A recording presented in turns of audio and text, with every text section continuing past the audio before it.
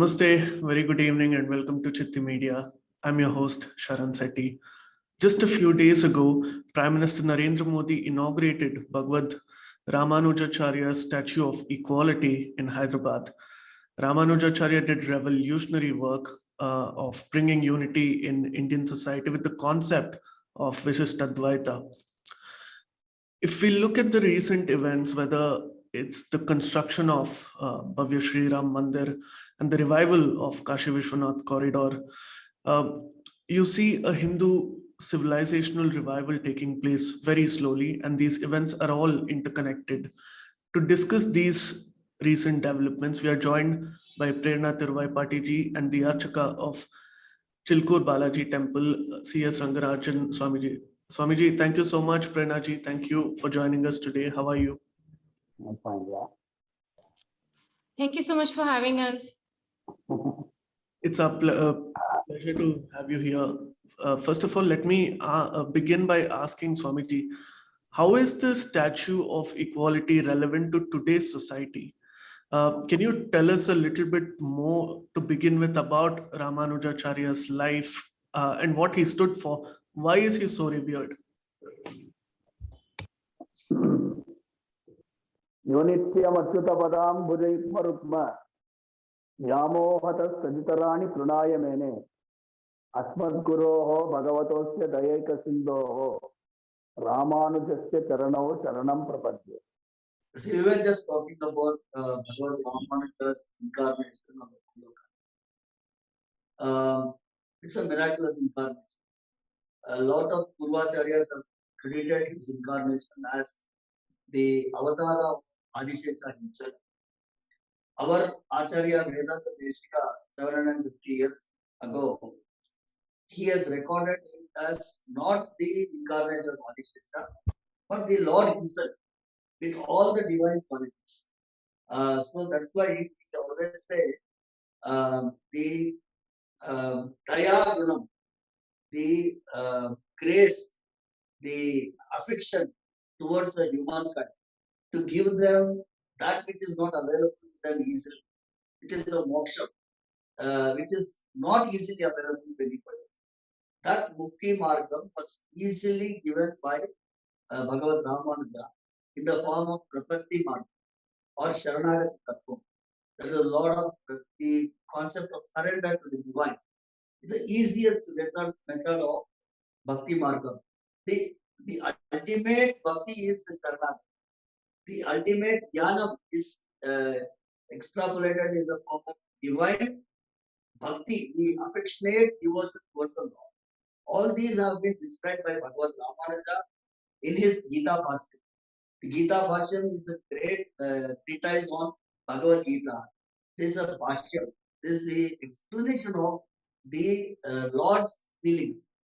And the way he describes what the Lord is expecting towards from us, it is as if the Lord has come back again and is telling what has been done. Second part, as you had asked me, the great qualities of Ramanuja. Ramanuja came at a time when there was a lot of confusion. After Shankara had come in, he had tried to re-establish the Veda Margam. This Veda Margam is a Margam of the Vedas, which before that there were different types of schools of thought like Buddhism and all. They had discarded Vedas as no, they have not to be believed or something. So Shankaracharya came in and he tried to revive the Vedic Margam. And Ramanuja came and established the Vedic Margam so strongly, so deeply, that nobody could disturb this Vedic Margam. That is a Veda Margam, Pradishta, Manacharya, that's what we say. Veda Margam, even now, if you talk about the Chinnajiya Swami, Chinnajiya Ramanujacharya Swami, whose great activity of 260 feet installation of the great idol of Ramanuja in a sitting posture is Srimad Vedamarga Krishna Manacharya Paramahamsa Parivrajagacharya. Like that, the titles are given. So Ramanuja is the Vedamarga Krishna Manacharya who has done the Pratishtha of Vedamarga. Like the idol has been pratishtha has been done, cannot be shifted. Nobody can shift this 200 feet idol now. But imagine 1,000 years that a great margam is running, even though there have been invasions on this country, even though the people have destroyed the temples, even though the people have killed a lot of Vedic scholars, Pandits, Acharya Purushas, even then, this Vedamarga Pratishtha is continuing. The Vedamargam is continuing in the form of our Acharya Purushas of Abhavilamanam Sampradaya, who is more than 650 years old. So that type of Vedamarga Pratishtha has been done by Ramanuja. Even though the kind of invasions, foreign invasion, we are still surviving in this planet. That is why we are all indebted to Rama. Swamiji, thank you so much for describing very beautifully about Ramanujacharya's life and legacy and his worldviews. If I may ask a follow-up on what you just said, how has Bhagavad Ramanujacharya, for those who are not completely aware, contributed to several social reforms, for instance, the empowerment of women or even upliftment of those underprivileged classes? It's a great, excellent question. Right time you have to answer. Let me start with the women. Let us go to the upliftment of downtrodden. See, before Ramanuja's appearance, women were not having the opportunity of getting the Pancha Samskara. Women were given the opportunity, but it was very, very select people were given. Select women were getting this Pancha Samskara. Chakram and Chakram, and then the Sharanagati, and then the Tirumanta, the invocation into the Margam of Sharanagati. So the women were not given that kind of an opportunity. So Bhagavad Ramanuja, it was actually a kind of a very limited women were getting that opportunity. It was there, but he made it widespread. Like, women were so much rejoicing when they got the knowledge that the Pancha Samskara can be given to all the women. So, women at one stage said, if Ramanuja says this is the deity, he shows us a stone and says, you are for the deity, we are ready to prostrate. That type of devotion the women expressed towards Ramanuja, but he had said that you also can go to get this Mukti Margam, Moksham, through this Pancha Samskara. You will get the Ashtakshari, you will get the Dvayam and Charamashloka as soon as you get this Pancha Samskara. And then he also gave the Pancha Samskara for the Shudras. Pancha Samskara for the Shudras at that time was not available. And he made that also codified. And Srinam Shudranam Pancha Samskara Prayogam is introduced by Ramanujan, a codified manner, in an enlarged manner. So that is a great upliftment for those people. I will act here about the women. See, all of us know Tirupati, the 30 pastimes of Andal Godadevi Tirupati. At one point of time, there is no other religion in the world who has the Acharya Purusha as a woman. A woman is giving the instructions to the humankind to follow a particular program or participate in a program. Ramanuja says the Tirupavai is a Upanishad Saram. Only Andal herself can explain the Tirupavai. Even I am incapable of explaining the depth of the Tirupavai. That is 30 points. Imagine the Acharya Purusha like Ramanuja is telling the greatness of Andal Godadevi that she is only capable of explaining her Tirupavai. Even though people like Acharya, great Acharyas, given the meaning of this 30 pastimes, even though they have said in Upanishad Saram, it has got everything in that. Even then, they say it is still not deep, the meaning has been not given. Only Andal again kept incarnate. That is the respect which Acharya Ramanujacharya gave to women. Most important thing is, there was one lady by name Kongu Pirati. This I would like to explain to all these viewers. Kongu Pirati belonged to this Kongu Nadu, this Karnataka area. She, and because of famine, she moved to Rangarajan. And she was camping at one place.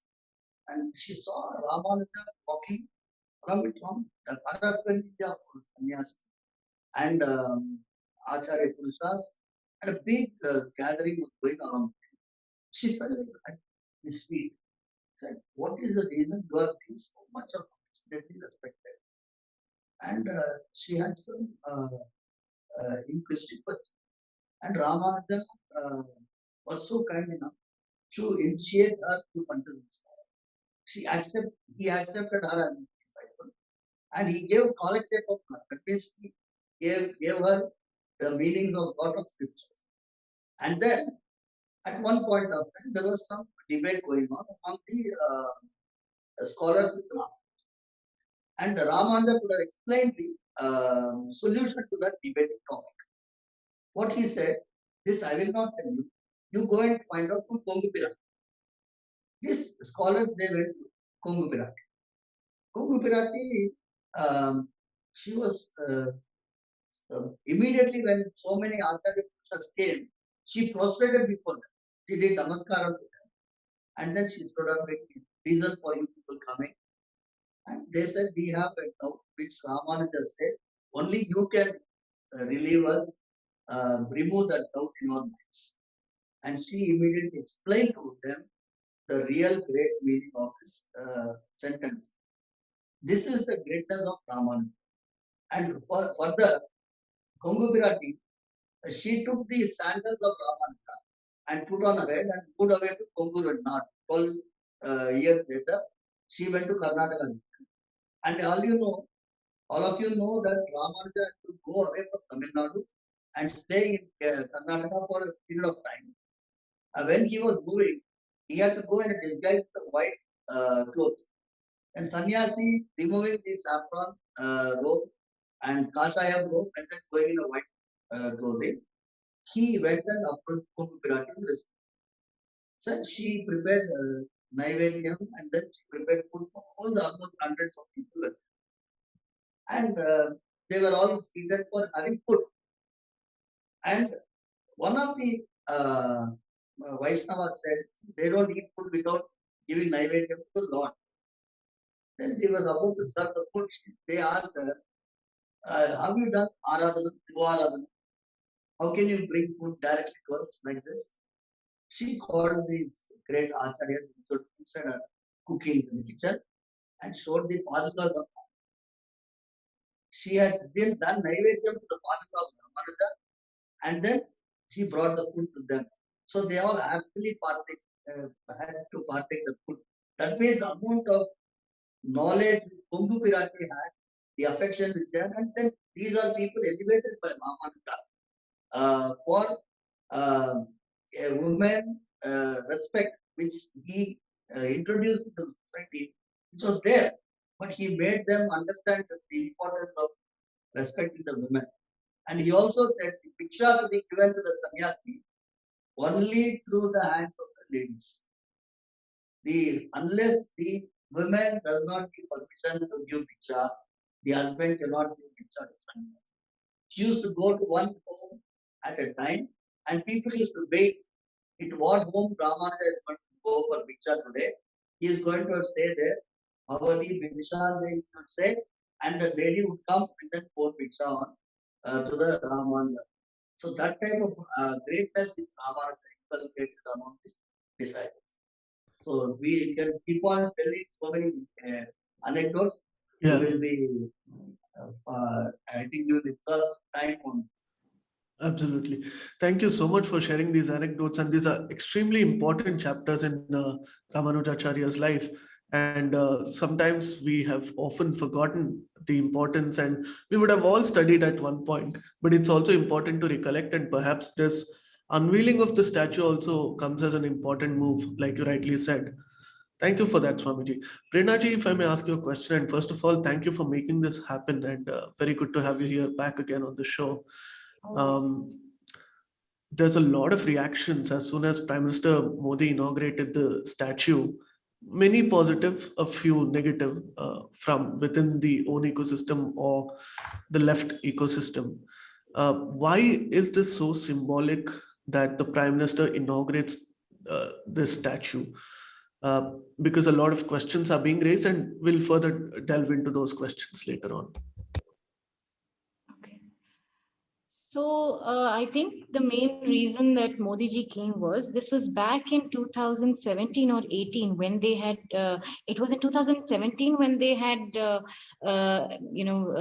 stamp with Bhagavad Ramanuja on his Sahasra, on his 1000th birth anniversary was released. That was released by Modi ji, and that is when His Holiness Chinnajir Swamiji had gone there to Delhi and requested Modi ji to come and inaugurate the statue. This was during the initial stages when this was still being constructed and everything. The main reason why our Honorable Pradhan Mantri came and inaugurated this was because if you see today, as of 2022, the need for equality, whether it is in society, whether it's in economics, financial equality, or whether there is equality of gender, it is very much needed. And I really liked what you said in the beginning, that there is a slow revival of the Hindu culture. So if you see, recently Modi ji had gone and inaugurated Shankaracharya's Vigraham, and that was done this year. Then we had Bhagavad Ramanuja's, and even before that we had in Isha Foundation the unveiling of the Adi Guru's Adi Yogi's Vigraham. So this revival is happening, this Hindu revival, this cultural revival, this religious revival. I think as common citizens, as common people, we need to be reminded over and over again that our Purvacharyas worked very hard to get us to where we are. We shouldn't be going 10 steps backwards. And again, talking about casteism, gender inequality, tradism, unionism, or anything like that. That's my humble point. Right. So perhaps we'll touch upon these divisions later on. Let's just say it perhaps represents the thought diversity that the Indic society follows. Swamiji, my other question to you is regarding the debates that are going on when the statue was unveiled. One of the leading Indic scholars, a Western scholar, wrote this, and I quote him: "Contrary to what Ramanuja's statue's name might suggest, his goal was not equality but liberation." A lot of Indic scholars are also supporting this and echoing this. So, what are your thoughts on this? See, the scholars who are having a different opinion, we respect their opinion. There is no problem. Let me just give an example. You see a dog on the road. You see an elephant in front of you, and you see a very, very learned man, and you see a dog eater. There are 4 different types of people, elements. If you treat them with the same amount of affection, equal amount of affection, is it not equality? The way you treat, this is what in Bhagavad Gita, Sri Krishna says the same thing. Pandita Samadarshini.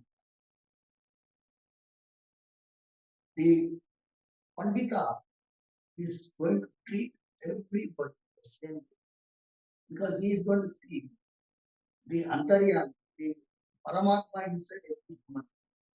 The moment you start seeing that Paramatma inside every human, a Paramatma in Sharan, a Paramatma in Prerna, a Paramatma in Citti.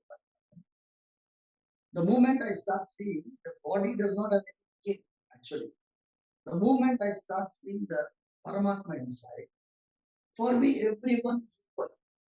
I treat everybody. Then if you don't see, then you will see a North Indian, a South Indian, a Tamil, a Telugu, a African, a white. This type of attitude will come.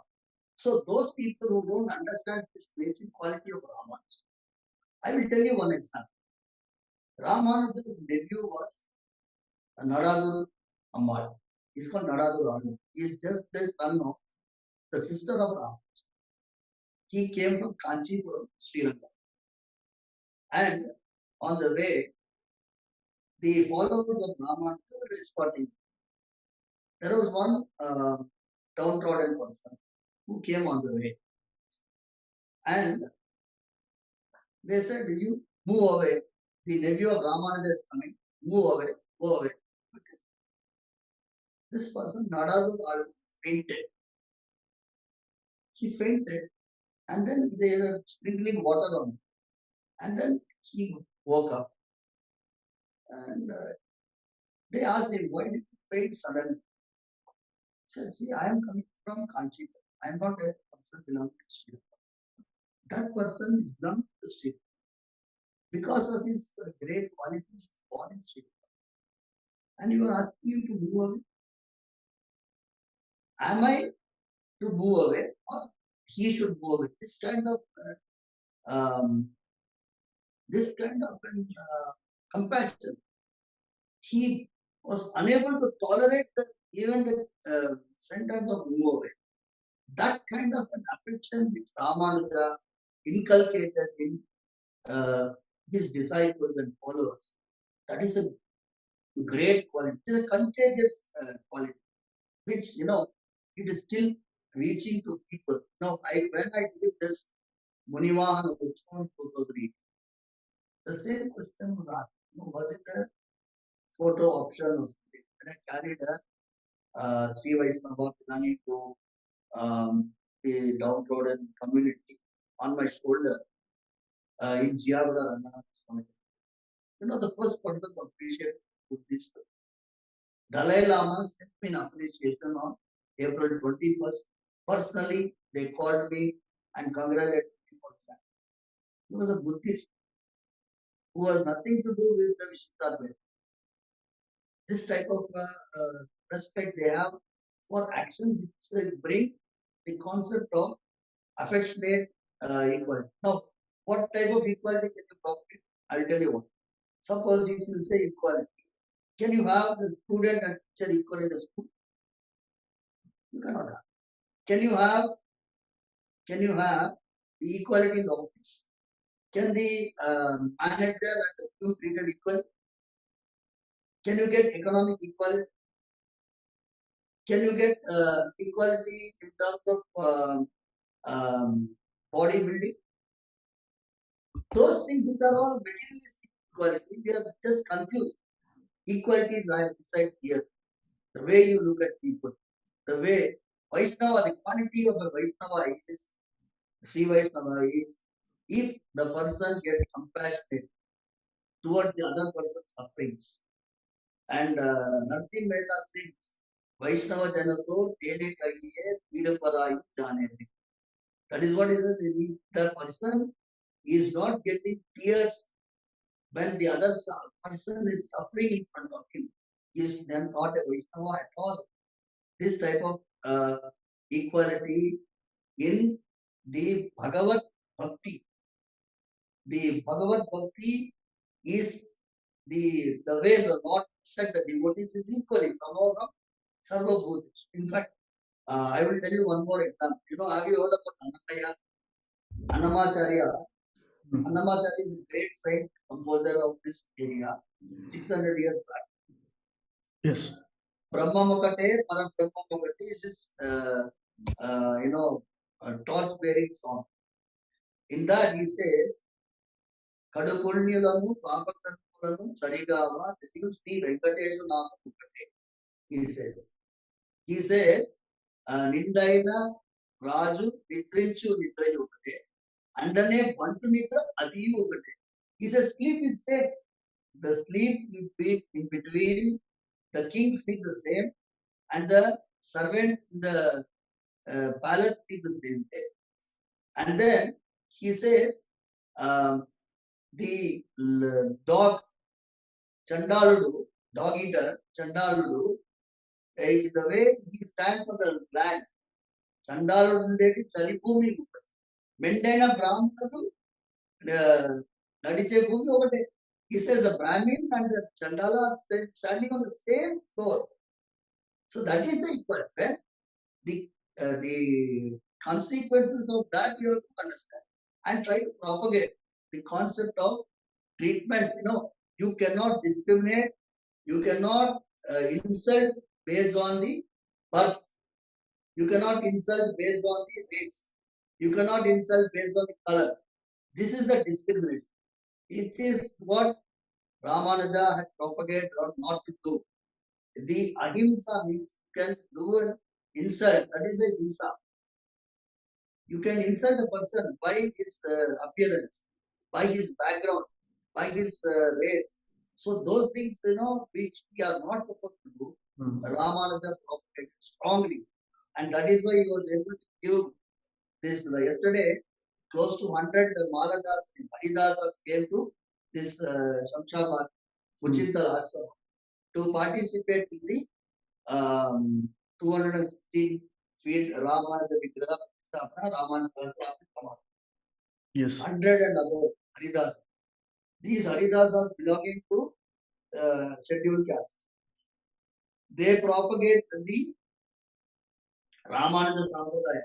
These people have been given Pancha Samskara by descendants of Rama. And they have gone to grassroots level to tell about Bhagavad Ramanujacharya. And when that can be taken by Ramanuja to the lowest level, people will say, equality. What is equality? They won't understand. Mukti Margam, Bharatidasan is a poet who was the Bharatidasan is a poet from 1930 to 1964. He was a poet, some 70 years in view, from 1890 to 1964. He was the person who gave this Dravidian movement a lot of poetry. He records Ramanuja's greatness. He records. Imagine a person propagating Dravidian movement. He records the greatness of Ramanuja in 1938. He says, Mukti Moksha Margam was given to only 2 people, and Ramanuja made universal. He made it equal to everybody. Everybody can go to Vaikuntha if they surrender before the Lord. Prapatti Margam was given. Moksha Margam was given by Ramanuja to everybody. Compassion. Equally. That is why it is statue of equality. See, I'll tell you one thing. I just want to continue. No, I don't want to stop. Imagine somebody has given you Vaikuntha. How will you repay your master, a guru? You have to create another Vaikuntha for him. It is not possible. What we can give? We can at least give him the kind of respect and prestige he deserves by worshipping him. Like, Janaka Maharaj had the guru Yajnavalkya Maharaj. Janaka Maharaj. Yajnavalkya Maharaj was his guru. You know what Janaka Maharaj said? I offer myself and I offer my kingdom to you as Guru Dakshina. This statue of equality, not even 1 rupee is by the state exchequer. Not even 1 rupee. This has been the donation of crores of Sri Vaishnavas. Not only Sri Vaishnavas, crores of devotees. Each and every person. Some people, today Srikakulam, there were some 60 to 70 poor people who came to Chikkur from Muchintal Ashramam. They said, మేము కూడా ఒక 2 గ్రాములు బంగారం ఇచ్చినాం అయినారు. They were telling. The poor people, they have given gold, they have given their valuables for the erection of this 216 feet, huge Ramanuja. And they have not stopped there. They have constructed 108 villages. The places where Ramanuja propagated Bhakti Marga. So, what is wrong with it? You are re-establishing 1,000 years old legacy by spending money from your own pocket, and they don't have any business to come in. Correct. And this is what is unfortunate thing. Let them have their own opinion. But it is definitely statue of equality, and I don't have any problem by naming it statue of equality, because that is the greatness of Vishishta. Thank you so much. You've given us so much to introspect and reflect on. And I'm glad you brought up the issue of the controversy surrounding, oh, this money could be used for better purposes, or, why is so much money being spent on a statue and everything. And we saw this with Statue of Unity and a lot of other projects. So I'm glad you brought this up. But Prernaji, would you like to add on to that? Because what the question right now, the left is saying is that this money can be used for building hospitals, schools, etc., and it could be used for more charitable purposes. So why just spend a lot of our own resources, whether it's public or private, on building such statues? See, the left or the right, they can say whatever they want. I think Rangarajan Swamiji has explained it so well. It is just a small token of gratitude towards an Acharya who's shown us the path, the margam towards attaining moksham, the simplest margam. So this is our gratitude. We don't expect everyone to understand the bhava with which Chinnajiyar Swamiji or any of the devotees who have contributed towards the statue felt while doing this. I'll just add. So people who were extremely rich were donating Cartier, pink gold, and then there were poor people also donating, whatever jewelry they had for 120 kgs gold vigraham. That is the Pratishna is going to be happening by our president, by our honorable president is going to come and inaugurate that 120 kgs gold vigraham. So I don't know how much more flack we'll have to face regarding the 120 kilo gold vigraham of Bhagavad Ramanuja. For what I actually feel is, if they think that Ayodhya they could have built a school or they could have built a hospital and everything like that, then they can also stop the Hajj subsidies. And because I had actually spoken to one of our minority leaders from the BJP. He is a very well-known person, and he is the head of the Telangana Muslim minority BJP Morcha. And he said that when you go to Hajj, you cannot go on money donated either by your family, friends, or the government. You have to do it with your own hard-earned money. So having said that, this is the hard-earned money of devotees. Whatever they have given over there to Bhagavad Ramanuja is the hard-earned money, their love, their gratitude towards Bhagavad Ramanuja and towards Chinnajiyar Swamiji. So it is none of their business to say. And that 45 acres where this ashram is, that is private property. Entry can be denied to anybody. It's not under endowments. It's not been given by taxpayers or general public. It belongs to the devotees. It belongs to the people who have love and respect for Chinnajiyar Swami Varu or towards Bhagavad Ramanuja. They can keep talking like this as much as they want. It's not going to make any difference. Thank you so much for clearing that up.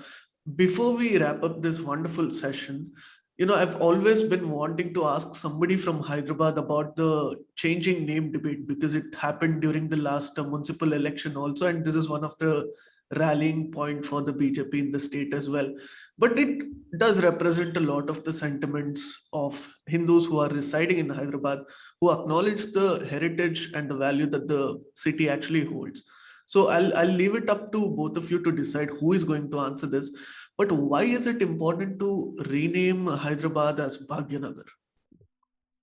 Sharon, before you wrap it up, I have one small addition to make. Yes, sir. See, when Prime Minister Modi had come and Chinnajiyar Swami had made him the participate. Prior to that, Honorable Chief Minister KCR had come. See, there is a small pending issue which is pending with the Union government, which is related to the Padmanabha Swami temple, the deity being a citizen under Article 5, based on the Padmanabha Swami judgment, right? Why? Because we are talking about Ramarajya. The Ramarajya, the basis lies with the recognition of Padmanabha Swami whose kingdom was taken by, as you said, Sardar Patel, when he came and went and requested the Honorable Maharaja of Travancore. And the history is already there because we don't want to spend much time. Through your Citti network, I would like to remind the present government in the union government to expedite, unless that is not done. A lot of these deities who are going to be incarnated or installed in the temples, they will not have that kind of freedom to be worshipped as per the Sampradaya, the Ramanuja Sampradaya today. Some people have the Shankara Sampradaya, some people Advaita Sampradaya, and Madhva Sampradaya in the Udupi area. So we are requesting to you the Ramaraja, the basic structure.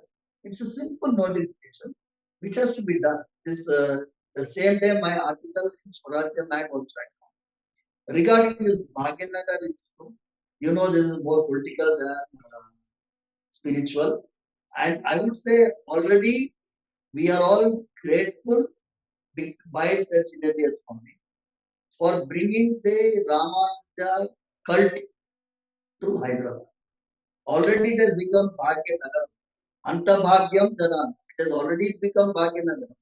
Whether you have a nomenclature or not, it has already become Bhagyanagar by bringing the 108 Divyadesham here, bringing Ramanuja's great 216 feet idol, who is physically going to be seen by every person flying over Hyderabad, whether he flies from east to west or north to south.